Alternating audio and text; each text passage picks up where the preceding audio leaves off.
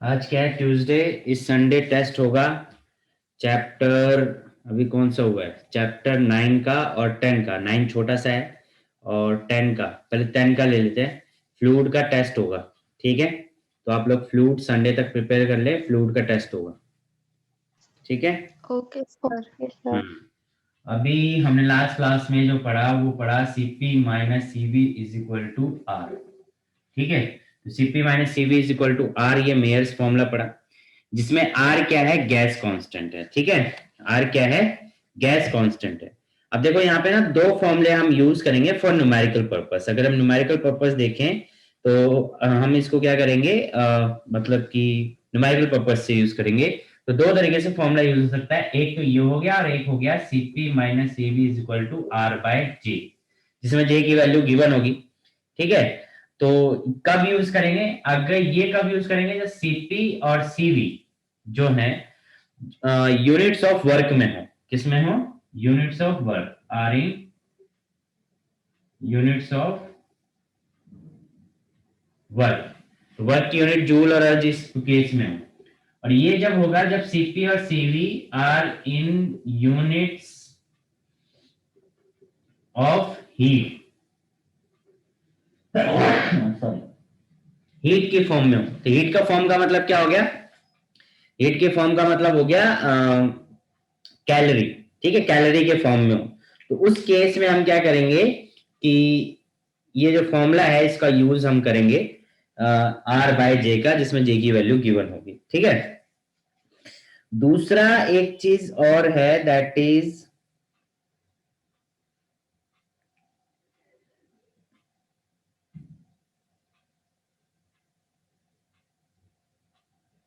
हाँ, रेशो। एक रेशो याद रखना है, दैट इज गामा। गामा जो होता है वो रेशो होता है सीपी बाय सीवी, ठीक है। गामा जो रेशो होता है वो क्या होता है, सीपी बाय सीवी एक रेशो होता है। इसका भी यूज आप कर सकते हैं, इसको हम अभी आगे करेंगे कैसे है ये, ठीक है। तो ये सब चीजें हैं, तो ये सब हम फॉर्मूला का यूज करेंगे। नंबर ऑफ मोल्स आप जानते हो, तो चलो अब क्वेश्चन करते हैं। ये फॉर्मूला लिख लेना जो हम यूज करेंगे, ठीक है। जैसे लिखो, देखो क्वेश्चन क्या कह रहा है, calculate the specific heat at constant volume for a gas. Calculate the specific heat at constant volume, यानी कि सीवी निकालना है। क्या निकालना है, CV, specific heat at constant volume निकालना है।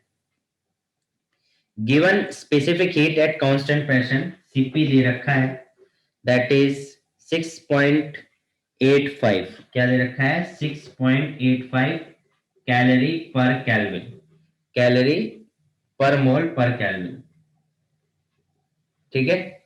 और आर की वैल्यू गिवन है 8.31 जूल, 8.31 जूल पर मोल पर केल्विन, ठीक है, जूल पर मोल पर केल्विन। एंड जे आपको गिवन है कितना, 4.18 जूल पर कैलोरी, जूल पर कैलोरी। अब देखो यहां पे सीपी जो है वो कैलोरी की यूनिट में आ गया। कैलोरी किसकी यूनिट होती है, बताइए, कैलोरी किसकी यूनिट होती है, हीट। हीट की, ठीक है। कैलोरी किसकी यूनिट है, हीट की। तो हीट के केस में आपको क्या फॉर्मूला यूज करना है, ये।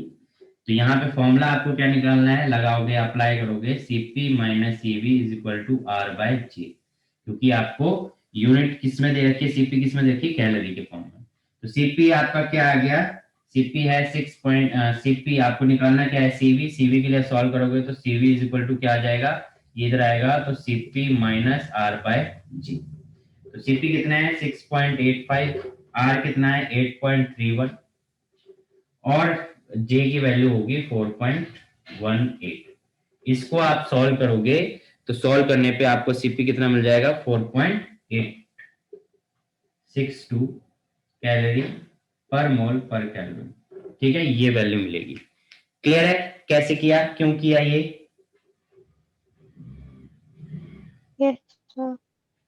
Okay, Yes, sir. Next question देखो। Calculate the difference between the two principal specific heats of 1 gram of helium. देखो difference of between the two principal specific heat, तो difference of principal two specific heat यानी Cp/Cv की value निकालने के लिए बोल रहा है। ठीक है, क्या निकालने को बोल रहा है? Cp-Cv यानी डिफरेंस निकालने के लिए बोल रहे हैं। Calculate the difference between the two principal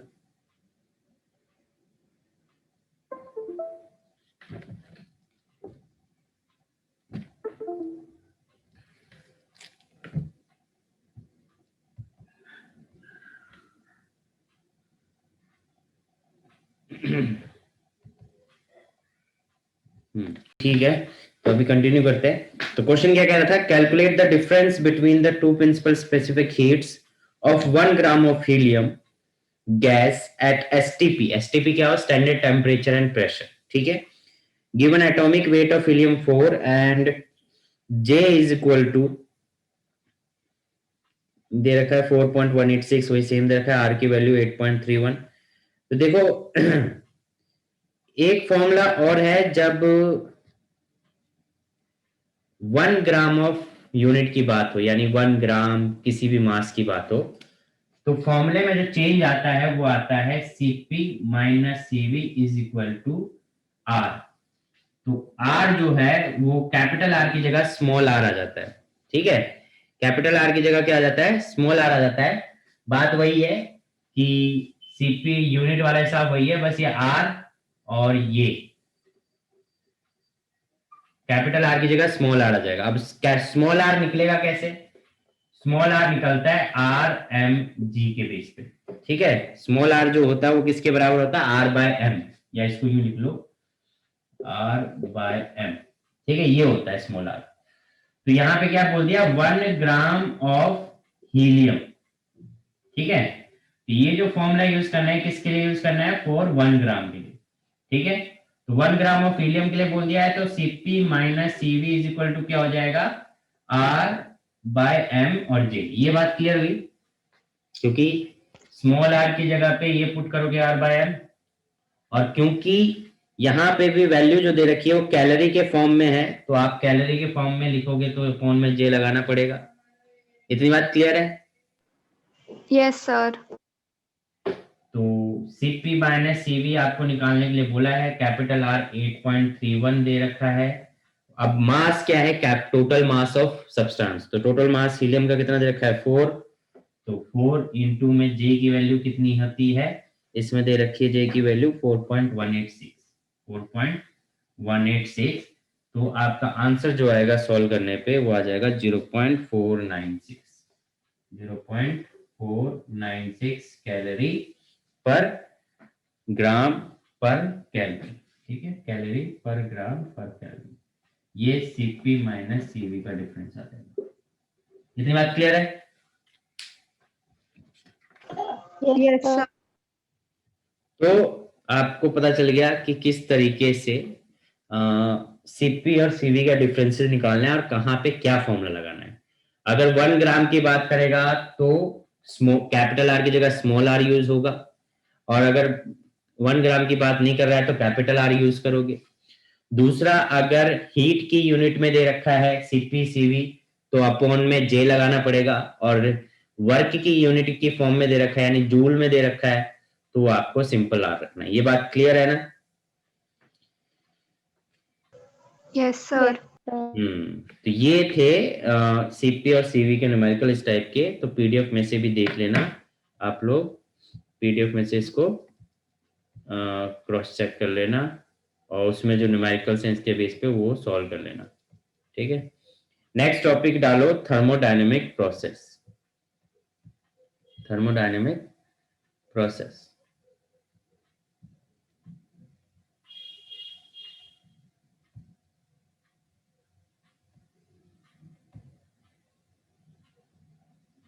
thermodynamic processes. तो पहला है थर्मोडायनेमिक्स प्रोसेस क्या होता है? thermodynamic process is said to occur if the thermodynamic variable of system undergo a change with time. ठीक है, यानी कि थर्मोडायनेमिक प्रोसेस हम कहेंगे जब उसके वेरिएबल टाइम के साथ क्या हो, चेंज हो. अब थर्मोडायनेमिक वेरिएबल्स क्या होते हैं? थर्मोडायनेमिक वेरिएबल्स क्या होते हैं? वो वेरिएबल्स जो कि प्रेशर, वॉल्यूम एंड टेम्परेचर. हमने बात करी थी थर्मोडायनेमिक वेरिएबल क्या होते हैं? Pressure, volume and temperature. तो यानी कि ऐसा प्रोसेस जिसमें एक सिस्टम का प्रेशर, टेम्परेचर, वॉल्यूम में चेंज आए तो उसको हम क्या बोल देंगे? थर्मोडायनेमिक प्रोसेस कर देंगे. Clear? Yes, sir.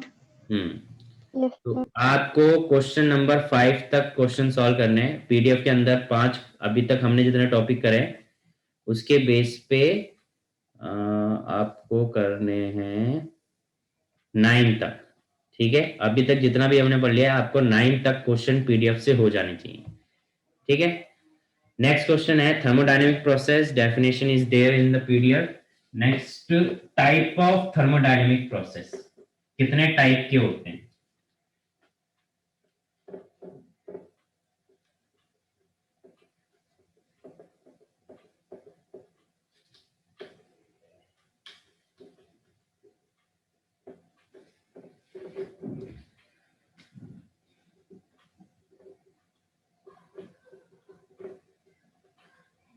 Thermodynamic process.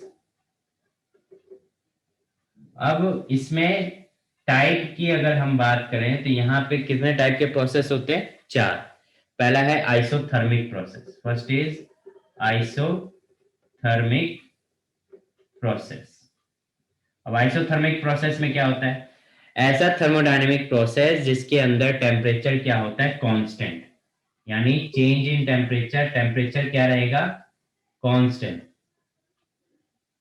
Constant यानी चेंज इन टेम्परेचर क्या हो जाएगा? 0. क्लियर? यानी ऐसा प्रोसेस जिसके अंदर टेम्परेचर क्या रहेगा? कांस्टेंट, और प्रेशर और वॉल्यूम क्या रहेंगे? चेंज होंगे. प्रेशर, वॉल्यूम चेंज होगा बट टेम्परेचर कांस्टेंट रहेगा. तो ऐसे प्रोसेस को हम क्या बोल देंगे? Thermodynamic process. Second, isobaric process. Isobaric process. ठीक है, आइसोबारिक प्रोसेस में क्या है कि जो प्रेशर है वो कांस्टेंट रहेगा. इसका मतलब क्या हुआ कि change in pressure is equal to 0. ठीक है, आइसोबारिक में क्या रहेगा? प्रेशर कांस्टेंट रहेगा, वॉल्यूम और टेम्परेचर चेंज होगा. ठीक है. Third, isochoric process. क्या होगा? Isochoric process. आइसोकोरिक प्रोसेस में क्या होगा? जो वॉल्यूम है वो कांस्टेंट रहेगा. दैट मींस कि जो चेंज इन वॉल्यूम है वो क्या आएगा प्रोसेस के अंदर? 0. ठीक है, यानी कि टेम्परेचर और प्रेशर तो चेंज होंगे पर वॉल्यूम में कोई चेंज नहीं आएगा. ठीक है.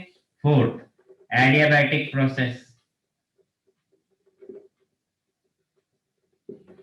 एडियाबैटिक प्रोसेस की बात करें तो इट इज थर्मोडायनेमिक प्रोसेस जिसमें कोई चेंज नहीं आता. ना प्रेशर में चेंज, मतलब प्रेशर में चेंज आएगा, वॉल्यूम में चेंज आएगा, टेम्परेचर में भी चेंज आएगा, बट जो अमाउंट ऑफ हीट है उसमें कोई चेंज नहीं आएगा. क्योंकि एडियाबैटिक प्रोसेस के अंदर जो अमाउंट ऑफ हीट है वो सराउंडिंग के साथ एक्सचेंज नहीं हो पाती. मतलब कि मान लो कि ये आपका थर्मोडायनेमिक सिस्टम है तो इसके अंदर से जो अमाउंट ऑफ हीट होगी वो सराउंडिंग में नहीं जा पाएगी या सराउंडिंग से इसके अंदर नहीं आ पाएगी. तो इसलिए इसके अंदर जो अमाउंट ऑफ हीट है वो चेंज जो होगा वो बिल्कुल भी नहीं होगा. Clear? thermodynamic process in which there is no exchange of heat energy between the system and surrounding. यानी कि आप ये कह सकते हो delta Q is equal to 0. Change in amount of heat is equal to 0. Clear? Yes, sir. चारों process clear? Yes, sir. हाँ, sir. Okay. Next आगे देखो क्या है. आगे बात है क्वासी स्टैटिक प्रोसेस. ठीक है, ये तो थर्मोडायनेमिक प्रोसेस के अंदर हो गया. नेक्स्ट आपका हो जाएगा क्वासी स्टैटिक प्रोसेस. ठीक है, क्वासी स्टैटिक प्रोसेस. तो क्वासी स्टैटिक प्रोसेस क्या होता है? Quasi-static process है is an infinitely slow process that system remains in thermal and chemical equilibrium with the surrounding. यानी कि मान लो कि आपका ये सिस्टम जो है, ये सिस्टम है, अब ये सराउंडिंग के साथ इक्विलिब्रियम में है, ठीक है। अब इक्विलिब्रियम का मतलब क्या है कि इक्विलिब्रियम में हर कंडीशन में वो सेम है, तो आप उसमें चेंजेस लेके आते हो, पर वो चेंजेस इतने स्लो लेके आते हो, इतने स्लो लेके आते हो कि सराउंडिंग और उसके बीच में जो थर्मल इक्विलिब्रियम है वो बना हुआ है, उसमें कोई चेंज नहीं आया। यानी कि ये बहुत ही स्लो प्रोसेस जब होगा, थर्मोडायनेमिक प्रोसेस जो बहुत ही स्लो होगा, तो उस केस में हम उसे क्या कह देंगे, क्वासी स्टैटिक प्रोसेस। ठीक है, क्लियर है? Yes, sir. Yes, sir. ठीक है, तो अब हम एक एक करके इन प्रोसेस के बारे में बात करेंगे थोड़ा थोड़ा, ठीक है। जिसमें से मेन जो हमारा होगा आइसोथर्मल प्रोसेस और एडियाबैटिक प्रोसेस के अंदर ज्यादातर काम होगा, आइसोबारिक और आइसोकोरिक वाला केस नहीं होगा, ठीक है। तो पहले हम लेंगे आइसोथर्मल प्रोसेस। फर्स्ट हम लेते हैं आइसोथर्मल प्रोसेस। अब हमने बात करी कि जब आइसोथर्मल प्रोसेस होगा तो जो टेम्परेचर है उसमें कोई चेंज नहीं आएगा, है ना। टेम्परेचर कोई भी चेंज नहीं आएगा, ठीक है, कि टेम्परेचर कोई कांस्टेंट नहीं है, बट प्रेशर और वॉल्यूम चेंज होगा। अब इसकी एसेंशियल कंडीशन क्या है आइसोथर्मिक प्रोसेस की, मतलब आइसोथर्मिक प्रोसेस अगर आपको करना है तो इसके लिए कंडीशन क्या क्या होनी चाहिए। जो वॉल है कंटेनर की must be perfectly conducting to allow free exchange of heat between the system and the surrounding. यानी कि पहली कंडीशन तो ये है, पहली कंडीशन तो ये है कि ये जो है हीट का सिस्टम से सराउंडिंग में और सराउंडिंग से सिस्टम में हीट का एक्सचेंज इजीली होना चाहिए। यानी कि सिस्टम की जो वॉल्स हैं, ये वॉल्स इस तरीके की होनी चाहिए कि हीट का कंडक्ट कर सकते हैं, ताकि हीट सिस्टम से बाहर सराउंडिंग में जा सके और सराउंडिंग से सिस्टम में आ सके। ये एक कंडीशन होगी पहली। दूसरी कंडीशन क्या होगी कि प्रोसेस कंप्रेशन और expansion should be very slow so as to provide sufficient time for the exchange of heat. दूसरा, आइसोथर्मल प्रोसेस में जब आप कंप्रेशन और एक्सपेंशन करें, देखो मैंने बोला था थर्मोडायनेमिक के अंदर अगर थर्मोडायनेमिक प्रोसेस की बात हो रही है और यहाँ पे हम कोई भी चेंजेस लेके आएंगे तो वो इस तरीके से लाएंगे। हमारा थर्मोडायनेमिक सिस्टम एक कंटेनर के अंदर गैस रखी हुई, ये सिस्टम, ये पूरा हमारा एक थर्मोडायनेमिक सिस्टम है जिसके अंदर गैस है, ये पिस्टन है, ठीक है। और हम कोई भी काम इस पे करेंगे या ये करेगा तो वो मतलब उसका बेसिकली है पिस्टन का मूव होना। अब पिस्टन अगर नीचे आएगा तो आप कंप्रेस कर रहे हो, पिस्टन अगर ऊपर जाएगा तो आप एक्सपेंड कर रहे हो। तो इस केस में थर्मोडायनेमिक आइसोथर्मल प्रोसेस में अगर आप कंप्रेशन और एक्सपेंशन कर रहे हो, यानी पिस्टन को ऊपर और नीचे कर रहे हो, तो वो बहुत स्लो प्रोसेस होना चाहिए। ताकि, और स्लो क्यों होना चाहिए, स्लो इसलिए होना चाहिए ताकि हीट को एक्सचेंज होने के लिए टाइम मिल जाए। अगर आप बहुत तेजी से एक्सपेंड या कंप्रेस करोगे तो उसको हीट को एक्सचेंज होने के लिए टाइम नहीं मिलेगा और टेम्परेचर इंक्रीज और डिक्रीज हो सकता है। बट हमें टेम्परेचर को क्या रखना है, कांस्टेंट। तो अगर टेम्परेचर को कांस्टेंट रखना है तो इसमें से अमाउंट ऑफ हीट निकलनी चाहिए या फिर आनी चाहिए, ये एक कंडीशन होना चाहिए। समझ गए? Yes, sir. क्लियर है बात? Yes, sir. ओके। अब इक्वेशन फॉर आइसोथर्मल प्रोसेस की बात करूं मैं।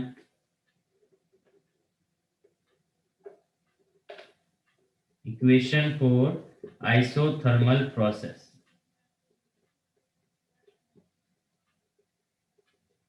ठीक है। तो इक्वेशन की अगर मैं बात करता हूं तो देखो, एज हमें पता है कि पीवी इज इक्वल टू होता है एन आर टी, ठीक है। और ये भी मान लो कि अगर n इज इक्वल टू 1 है तो PV is equal to R T हो जाएगा। और ये भी मान लो क्योंकि आइसोथर्मल प्रोसेस है तो there is change in temperature is zero, मतलब कि टीवी क्या हो गया, टीवी क्या हो गया, कांस्टेंट हो गया, ठीक है, कांस्टेंट हो गया। तो यानी आर भी कांस्टेंट, टी भी कांस्टेंट, यानी पीवी इज इक्वल टू क्या मिल गया आपको, constant. PV is equal to क्या मिल गया, कांस्टेंट। किस केस में, आइसोथर्मल प्रोसेस में। किस केस में, आइसोथर्मल प्रोसेस में। क्लियर है? Yes, sir. Yes, sir. Okay, next, जब तक इसको नोट कर लो, फिर हम आगे करते हैं।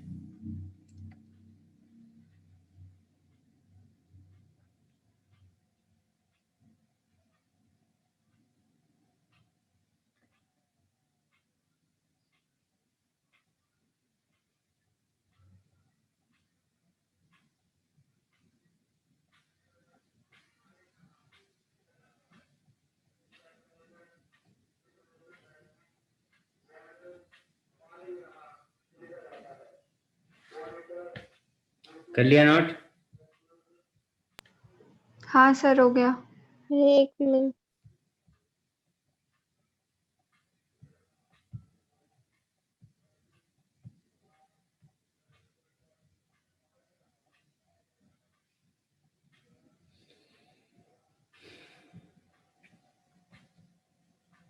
Done. Done, okay. Next topic हमारा है that is work done in isothermal process. ठीक है,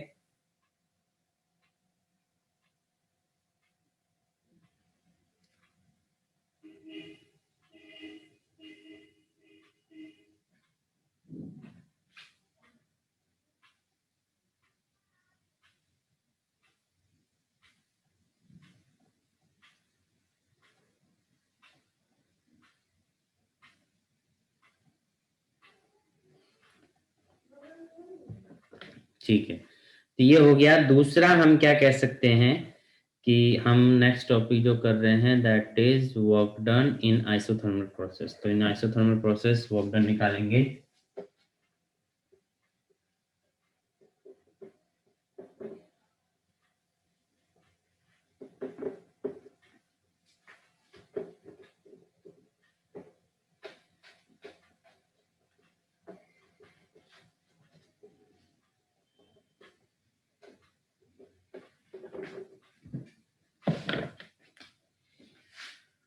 टॉपिक हमारा होगा वर्क डन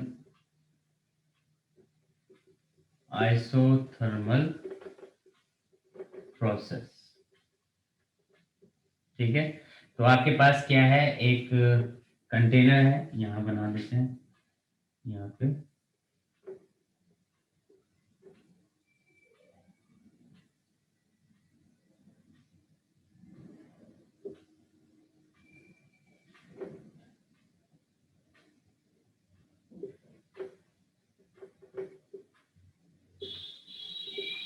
ठीक है, यहाँ पे ये पिस्टन है, ये गैस है, और आपने इसको मूव करवाया है dx अप साइड। ठीक है, क्योंकि वर्क डन करने का मतलब क्या है, पिस्टन का मूव करना। ठीक है, तो पिस्टन मूव हुई है, तो पिस्टन अप साइड dx गई है, dx ऊपर गई है।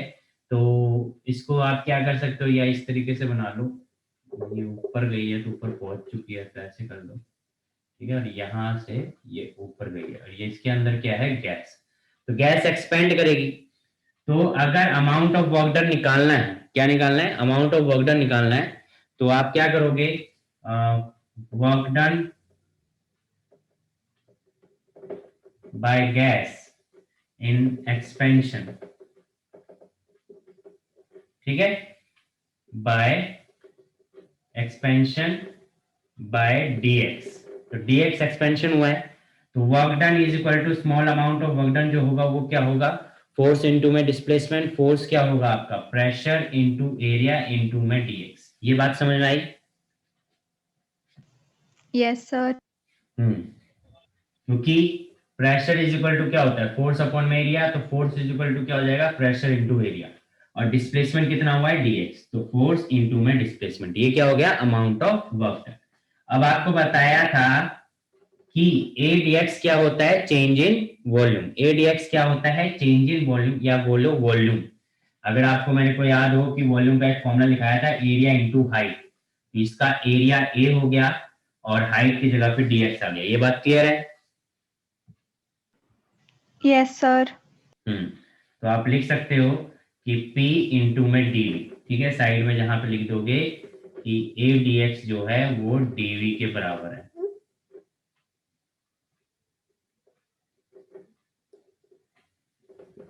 a dx जो है वो dv के बराबर है, वॉल्यूम के। ठीक है, अब आप क्या करोगे, total amount of work done निकालोगे। यहाँ पे आप लिख दोगे where A is cross sectional area और डीवी क्या हो जाएगा, चेंज इन वॉल्यूम। ठीक है, total amount of work done,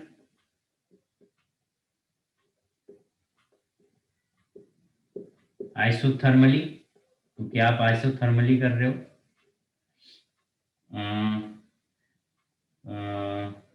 from in expansion, isothermally expansion from volume V1 to V2। ठीक है, isothermal expansion from volume V1 from volume V1 to V2। ठीक है, तो total amount of work done निकाल रहे हो आइसोथर्मल, तो आप क्या करोगे, इंटीग्रेशन करोगे P dV। ठीक है, कहां से, V1 से V2। But P dV, P is equal to क्या होता है, nRT अपॉन में V, ये इंटीग्रेशन हो गया V2 V1 dV। ठीक है, वर्क डन आइसोथर्मल, या इसको इस तरीके से लिखो।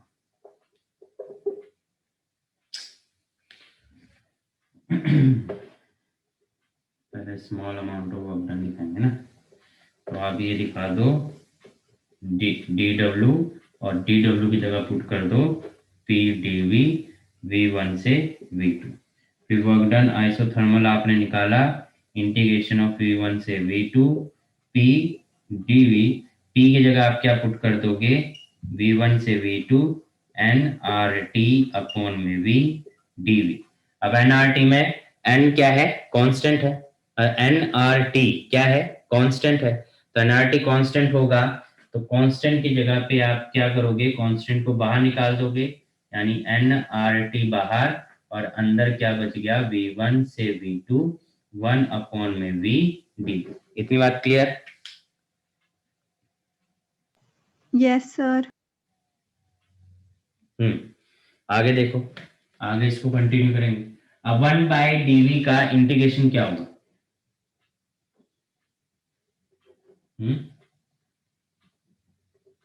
1 बाय dV का इंटीग्रेशन क्या होगा, 1 बाय dV 1 बाय V, इसका देखो 1 बाय x dx का इंटीग्रेशन क्या होता था, log x। तो इसी तरीके से इसका भी क्या हो जाएगा, log n। ठीक है, तो log v, तो ये हो जाएगा log v और ये बेस e है। ठीक है, तो इसको ln से लिख लो तो ज्यादा अच्छा रहेगा, नेचुरल log हो जाएगा v, v1 से v2। इतनी बात क्लियर है? Yes sir. यस प्रकृति आप लॉगिन कर रहे हो क्या? यस सर, इस फोन की बैटरी खत्म होने वाली है, इसलिए उससे कर रही हूँ, दूसरे ओके, से।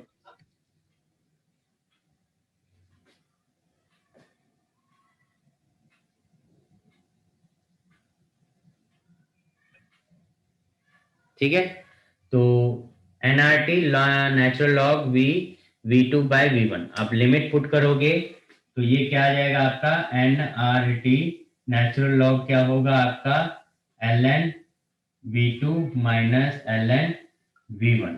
ठीक है, अब लॉग की एक प्रॉपर्टी आप लगा दोगे कि n माइनस n क्या होता है, n माइनस n डिवाइड में आ जाता है nRT log v2 by v1। ठीक है, ये लॉग की एक प्रॉपर्टी है, लॉग की क्या होती है, एक प्रॉपर्टी होती है log m minus log n is equal to log m by n। ठीक है, log m बाय n ये होता है। ठीक है, तो v2 बाय v1, अब ये आपका आ गया। अब ये नेचुरल लॉग है, इसको बेस 10 में कन्वर्ट करना है, तो बेस 10 में कन्वर्ट करने के लिए आप क्या करोगे, इसको 2.303 से मल्टीप्लाई कर दोगे, तो ये बेस 10 यानी लॉग में कन्वर्ट हो जाएगा v2 बाय v1। ठीक है, इतनी बात क्लियर है? Yes sir. Yes sir. तो यहां से ये हो गया, यहां तक आपने निकाल लिया work done in isothermal process. अब एज ये एक आपका इक्वेशन आ गया, but in isothermal process P1 P1 V1 is equal to P2 V2, तो P1 by P2 is equal to V2 by V1, इसकी जगह पे P1 बाई P2 पुट कर सकते हो, तो work done in isothermal process क्या हो जाएगा 2.303 nRT log P1 bye P2। ये हो गया वॉल्यूम के फॉर्म में और ये हो गया प्रेशर के फॉर्म में। क्लियर? Yes sir. हाँ जी, तो अब इसको नोट कर लें। इसमें अगर कोई डाउट है, कोई स्टेप समझ में नहीं आ रहा है तो पूछ लीजिए।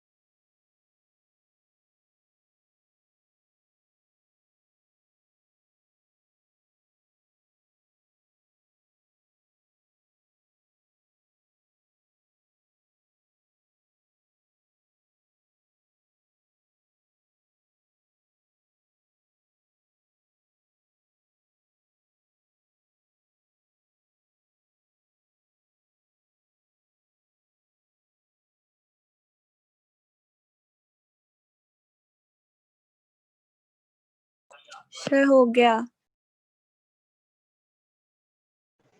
हो गया सर। ओके,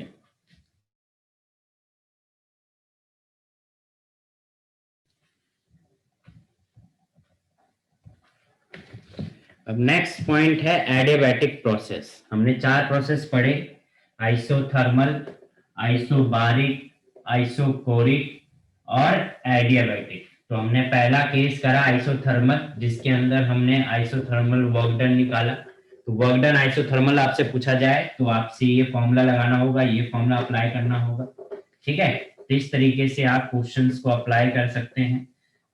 दूसरा हम आगे केस करेंगे, दैट इज एडियाबैटिक प्रोसेस। ठीक है, तो एडियाबैटिक प्रोसेस क्या होता है? एडियाबैटिक प्रोसेस अभी हमने पढ़ा जिसमें हीट का कोई चेंज नहीं होगा, बाकी प्रेशर, वॉल्यूम, टेम्परेचर सब चेंज होगा, बट अमाउंट ऑफ हीट कुछ चेंज नहीं होगा। अब ऐसा कैसे होगा? ऐसा ऐसे होगा क्योंकि जो सिस्टम है, सिस्टम की वॉल्स जो होती हैं वो थर्मोडायनेमिक होती है, सॉरी एडियाबैटिक होती है, यानी कि उस तरीके से डिजाइन की जाती हैं कि हीट एक्सचेंज ना हो। एग्जांपल के लिए जैसे आप समझो, तो हम बात कर रहे थे एडियाबैटिक प्रोसेस की, तो एडियाबैटिक प्रोसेस में समझा रहा था कि एडियाबैटिक में क्या होता है कि जो वॉल्स होती हैं वो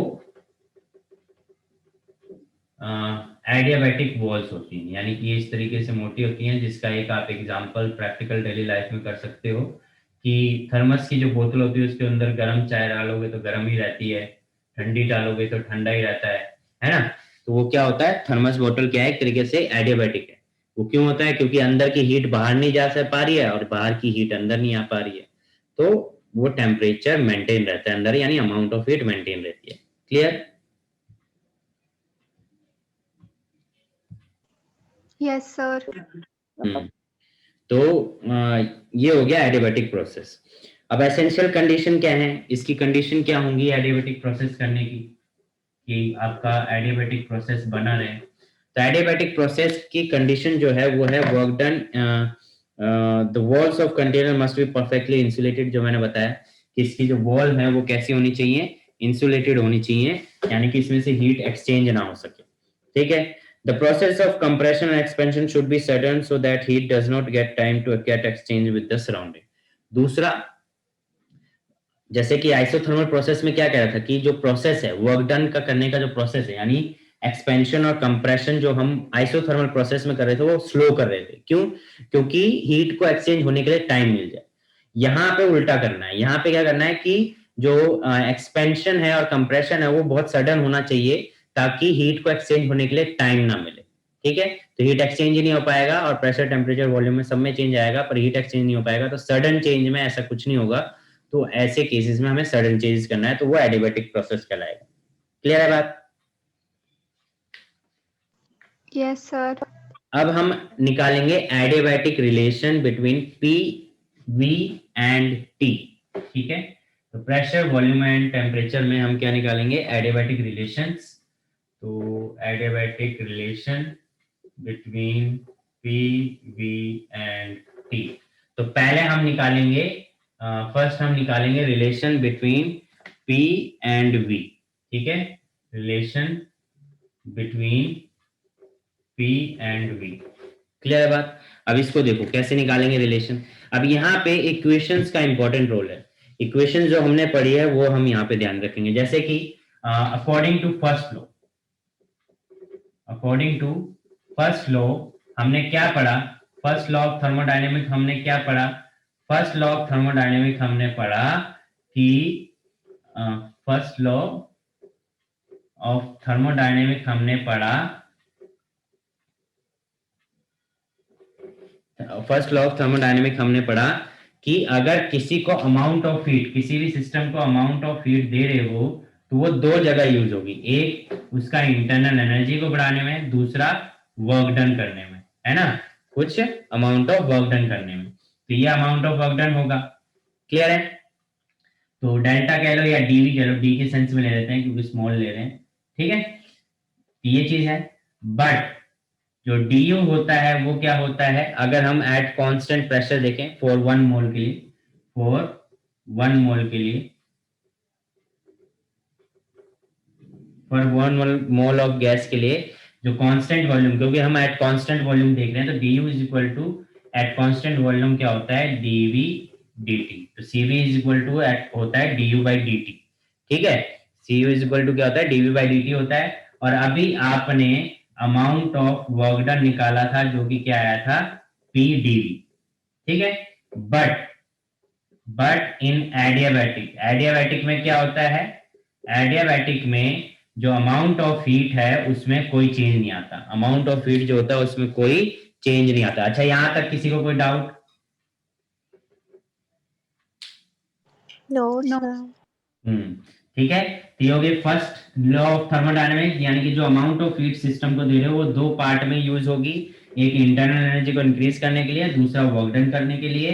अगर हम 1 मोल की बात करें तो यहाँ पे du जो इंटरनल एनर्जी है वो वॉल्यूम के बेस पे इंक्रीज होगी, तो cv is equal to dt। और जो वर्क डन अभी हमने देखा था एक्सपेंशन कंप्रेशन का, वो क्या आता है? pdv। और क्योंकि एडियाबैटिक है तो हीट में कोई चेंज नहीं आएगा, तो ये चीज हो गया। तो ये इक्वेशन 1 है। सो फ्रॉम इक्वेशन 1 हम ये कह सकते हैं कि वैल्यू पुट करेंगे तो 0 इज इक्वल टू क्या हो जाएगा? cv dt plus p dv। तो हम कह सकते हैं cv dt is plus p dv। ठीक है, नाउ हमारे पास क्या है? pv is equal to rt, pv is equal to rt किसके लिए? For n is equal to 1 के लिए। आपने डिफरेंशिएट किया, differentiating both side, differentiating both side, तो आपने देखा कि अब देखो प्रोडक्ट का डिफरेंशिएशन सीखा है आपने, प्रोडक्ट का डिफरेंशिएशन सीखा है। प्रोडक्ट का डिफरेंशिएशन क्या था? First as it is, second का differentiation, second as it is, first का डिफरेंशिएशन, है ना? यही सीखा है ना? ठीक है, तो यहां देखो क्या हो जाएगा, first as it is second का differentiation plus second as it is first का डिफरेंशिएशन, आर कांस्टेंट है और टी का डिफरेंशिएशन। ये बात समझ में आई? सर आपकी आवाज ब्रेक हो रही थी, दोबारा बोलना। मैं कह रहा था ये जो प्रोडक्ट है ये क्या है, यहाँ पे प्रेशर देखो, एडियाबैटिक प्रोसेस है तो प्रेशर भी चेंज हो रहा है, वॉल्यूम भी चेंज हो रहा है, टेम्परेचर भी चेंज हो रहा है। तो अगर यहाँ पे मैं इस इक्वेशन को डिफरेंशिएट करना चाहूंगा तो इसमें एक ही कांस्टेंट दिख रहा है, आर। क्या दिख रहा है? आर। तो आर कांस्टेंट है। अब आर कांस्टेंट को छोड़ के अगर यहाँ पे डिफरेंशिएशन करूंगा तो ये दोनों वेरिएबल है, पी भी वेरिएबल है, वी भी वेरिएबल है। तो दो वेरिएबल प्रोडक्ट का इन डिफरेंशिएशन कैसे होता था? हमने पढ़ा था डिफरेंशिएशन के लिए कि first as it is second का डिफरेंशिएशन और second as it is first का डिफरेंशिएशन, ये सीखा था। Yes sir. तो वही अप्लाई कर दिया। देखो first as it is second का differentiation plus second as it is first का differentiation equal to R constant है, टी का डिफरेंशिएट कर दिया dt। इतनी बात क्लियर है? Yes sir. हाँ, तो अभी देखो ये इक्वेशन 2 है। तो यहां से हमने क्या निकाला, dt इज इक्वल टू क्या मिल गया आपको, p dv plus v dp upon में r। इसका हमने यूज किया पुटिंग इन इक्वेशन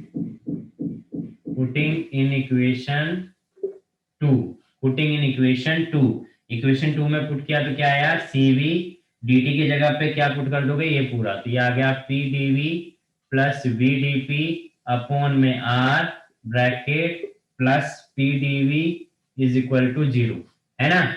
इतनी बात क्लियर है? अब इसको एलसीएम मल्टीप्लाई करके सॉल्व करोगे तो क्या बनेगा, ये cv p r dv plus cv v r dp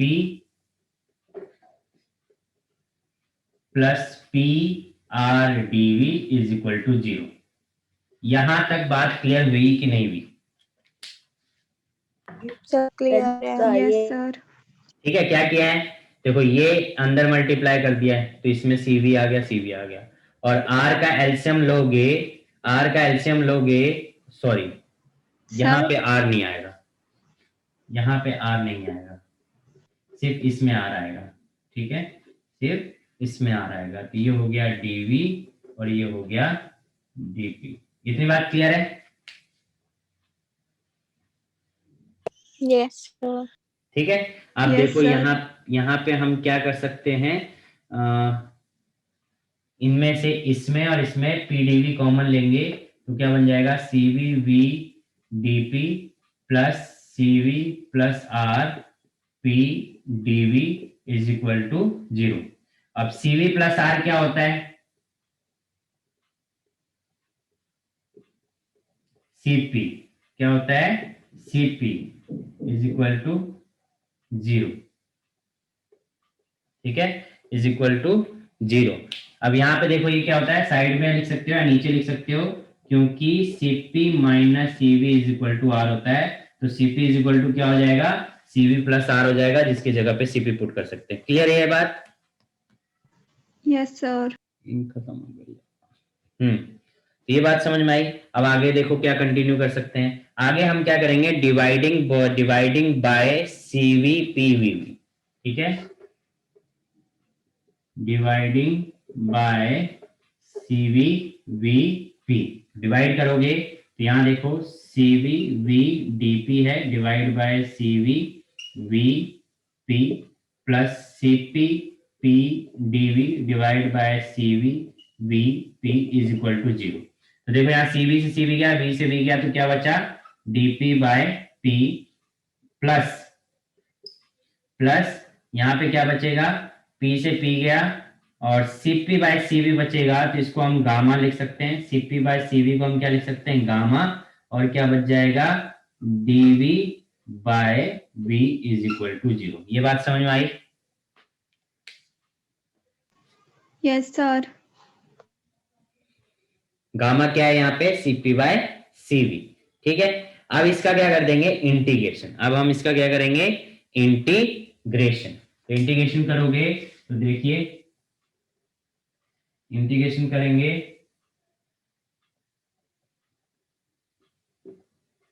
integrating, तो इंटीग्रेट करेंगे तो dp by p plus gamma dv by v is equal to, zero का इंटीग्रेशन क्या आ जाएगा, जीरो, जीरो का इंटीग्रेशन क्या करेंगे, जीरो या कांस्टेंट, क्या आ जाएगा, कांस्टेंट, यहाँ पे आ जाएगा कांस्टेंट, ठीक है।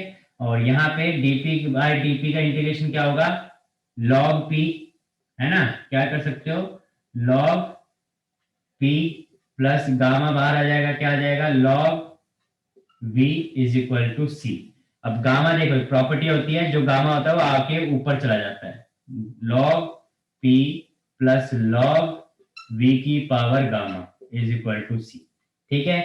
जैसे कि माइनस का था, माइनस का डिवाइड में अभी पीछे करा हमने, माइनस का डिवाइड में चला जाता है लॉग में, ऐसे प्लस का क्या हो जाता है, मल्टीप्लाई हो जाता है, तो p v की पावर गामा c, ठीक है, ये हो जाता है। और यहां से अगर एक साइड लॉग है और दूसरे साइड लॉग नहीं है, इक्वल टू के, एक साइड लॉग है और दूसरी साइड लॉग नहीं है, तो लॉग हटाने के लिए क्या करते हैं, लॉग हटा दो और इसको पावर्स एक्सपोनेंशियल पावर में ले जाओ, p v की power gamma is equal to exponential की पावर c, और ये एक और कांस्टेंट बन जाएगा जिसको हम नाम दे दे रहे हैं k, ये एक रिलेशन आ गया, क्लियर है। Yes, sir. Yes, sir. ये ध्यान रखना, dp बाय p का इंटीग्रेशन log p, गामा बाहर कांस्टेंट आ जाएगा, dv बाय v का इंटीग्रेशन log v, ठीक है, और इधर कांस्टेंट हो गया। फिर उसके बाद देखो गामा जो है प्रॉपर्टी कहता है log m की पावर n जो होता है वो n आगे आ जाता है, तो ये आगे आया है तो वापस भी जा सकता है, तो y गामा जो है वो पावर में चला जाएगा, तो log v की पावर गामा, ये log की प्रॉपर्टी है। उसके बाद अगर आप देखोगे तो हमने क्या करा है कि माइनस में जैसे अगर log m minus n m by n हो जाता है, उसी तरीके से log m plus log n into में हो जाता है, यानी log mn हो जाएगा। इसी तरीके से यहाँ पे भी क्या होगा, log p plus log v की पावर गामा क्या हो जाएगा, log pv हो जाएगा, p की v के पावर गामा। अब एक साइड से अगर log हटाना है तो दूसरी साइड एक्सपोनेंशियल लगा दो, तो log हटाया, एक्सपोनेंशियल, जो भी चीज यहाँ पे होगी, अगर यहाँ मान लो c इंटू में h होता, तो c इंटू एच क्या होता है, एक्सपोनेंशियल की पावर में चला जाता। अगर ये होता है c प्लस टू होता, तो c प्लस टू एक्सपोनेंशियल की पावर में चला जाता है, मतलब इस साइड जो भी होगा वो एक्सपोनेंशियल की पावर में चला जाता है जब एक साइड से आप log हटाते हो, ठीक है। तो आपने log हटाया, यहाँ पे c था, एक्सपोनेंशियल की पावर में चला गया, और एक्सपोनेंशियल की पावर में चला गया तो ये एक और कांस्टेंट बन जाएगा जिसको हमने k से डिनोट कर दिया, pv की power gamma equal to constant k। समझ में आया? Yes, sir. कहीं कोई स्टेप में कोई दिक्कत किधर भी?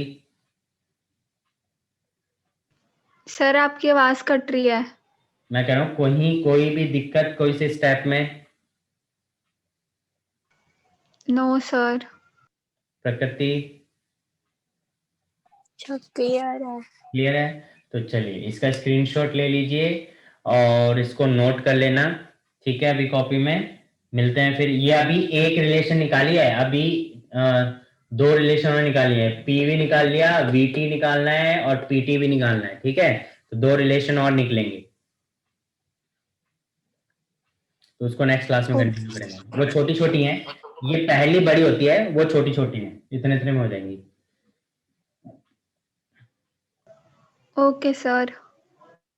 ओके, ले लिया स्क्रीनशॉट? हाँ सर, ले लिया। Yes sir. ओके, तो फिर मिलते हैं नेक्स्ट क्लास में, इसी को कंटिन्यू करेंगे। और जो क्वेश्चन मैंने बोला है क्वेश्चन नंबर 9 तक आप लोगों को सॉल्व कर लेना है। और संडे को टेस्ट है चैप्टर, कौन से चैप्टर का? चैप्टर 10 यानी फ्लूइड का, ठीक है। चलिए मिलते हैं नेक्स्ट क्लास में, till then bye bye. Bye sir. Bye sir, have a good day.